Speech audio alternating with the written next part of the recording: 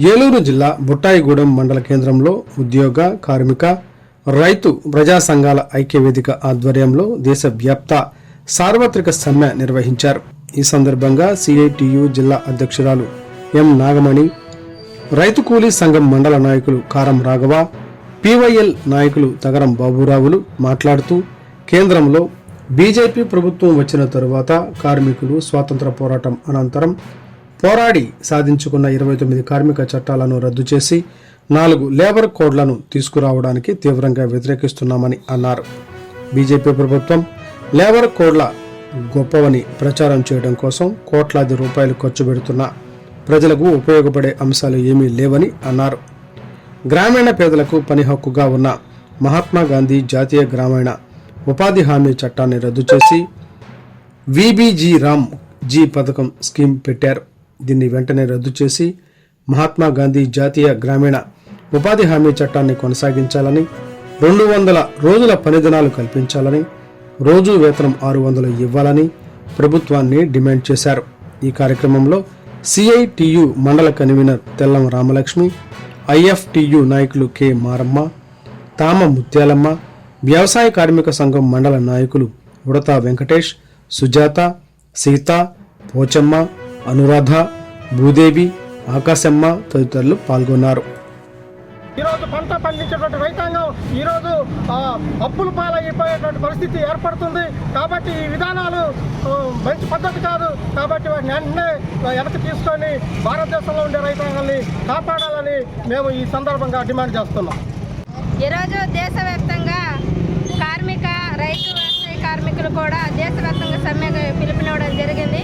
ఆ సందర్భంగానే బుట్టాయిగూడెం మండల కేంద్రంలోని సమ్మె నిర్వహించాము. ఏంటంటే దీని ప్రధాన ఉద్దేశం, ఈరోజు కేంద్రంలో మోడీ ప్రభుత్వం వచ్చిన తర్వాత కార్మికులు పోరాడి స్వాతంత్రం ముందు, స్వాతంత్రం తర్వాత కూడా కార్మికులు పోరాడి సాధించుకున్న 29 కార్మిక చట్టాలను ఈరోజు మోడీ ప్రభుత్వము ఒక్క పెండు కాలంతోనే 24 లేబర్ కోడ్లు తీసుకొస్తామంది. మేము లేబర్ కోడ్లు రద్దు చేయాలని ఈ సమ్మె యొక్క ప్రధాన డిమాండ్గా మేము ప్రభుత్వానికి తెలియజేస్తా ఉన్నాము. లేని పక్షంలో కార్మిక వర్గం మొత్తం పూనుకొని మరింత కార్యాచరణ పూనుకుంటాము. ప్రభుత్వానికి ఈరోజు మేము ఒకటే తెలియజేస్తా ఉన్నాం, కార్మికులు పోరాడి సాధించుకున్నారు. ఈరోజు కార్మికులు ఈ లేబర్ కోడ్లో ఏది ఉందంటే, కార్మికులు సమ్మె చేసే హక్కు లేదు, వేతనం అడిగే హక్కు లేదు, కనీసం పని గంటలు ఈరోజు 8 గంటలు పని దినాలు ఉన్నాయి. వాటిని కూడా ప్రభుత్వాలు వచ్చేసిన తర్వాత 12 గంటల పని దినాలు తీసుకొస్తూ ఉన్నాయి. కాబట్టి గతంలో ఏదైతే కార్మికులు పోరాడి సాధించుకున్న 8 గంటల పని దినాలు ఉన్నాయో వాటిని కొనసాగించాలి. కార్మికులందరూ కనీస వేతనం అమలు చేయాలి. ఈరోజు ప్రభుత్వ రంగ సంస్థలు ప్రైవేటు వాళ్ళకి ఇస్తా ఉంది ప్రభుత్వం.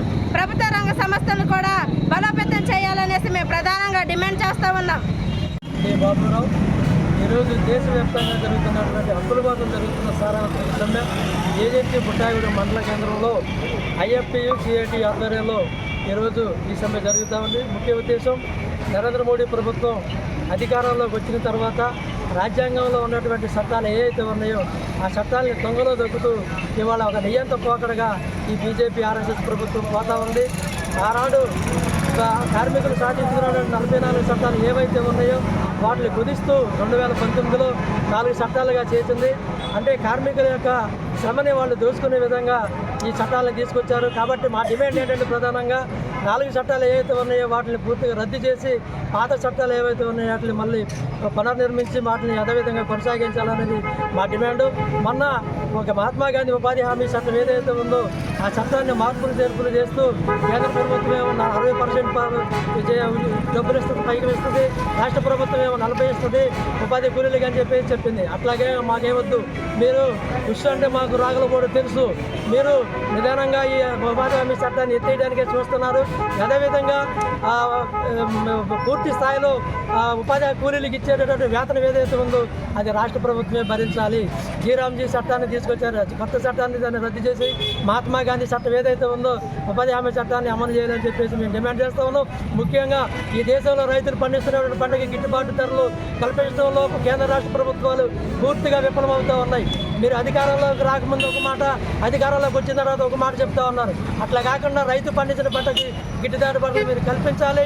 ఈ దేశంలో ఉన్న ఖాళీగా ఉన్న ఉద్యోగాలను మీరు తీసి యువకులకు ఉద్యోగాల కల్పన కల్పించి ఈ దేశ భవిష్యత్తుని మీరు ముందుకు నడిపించే బాధ్యత మేము మీద ఉంది.